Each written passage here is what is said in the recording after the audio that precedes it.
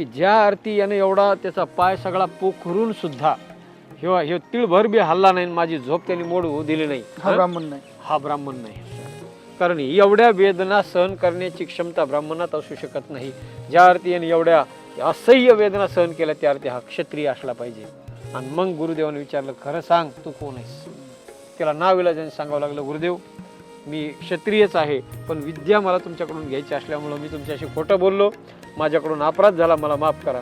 त्यावेळेला गुरुदेव म्हणले, माझ्यासोबत गुरुसोबत खोटं बोललास, गुरुद्रोह केलास, आजपासून मी जी विद्या तुला दिलेली आहे ती विद्या तुझ्याकडं तर राहील, पण तुला ऐन वेळेला त्या विद्येची जेव्हा गरज पडेल त्यावेळेला ती विद्या तुला कामाला येणार. ज्यावेळेस सगळ्यात जास्त त्या विद्येची गरज असेल त्यावेळेस तू ती विद्या विसरून जाशील, विसरून जाशील, कामाला असा येणार. श्राप होता.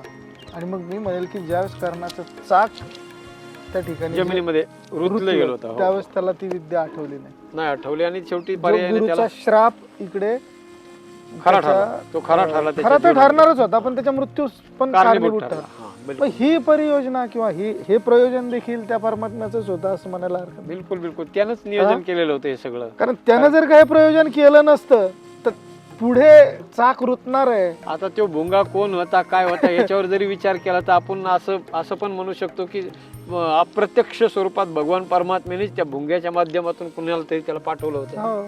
की त्याचं हे पितळ उघडं पडलं पाहिजे म्हणून.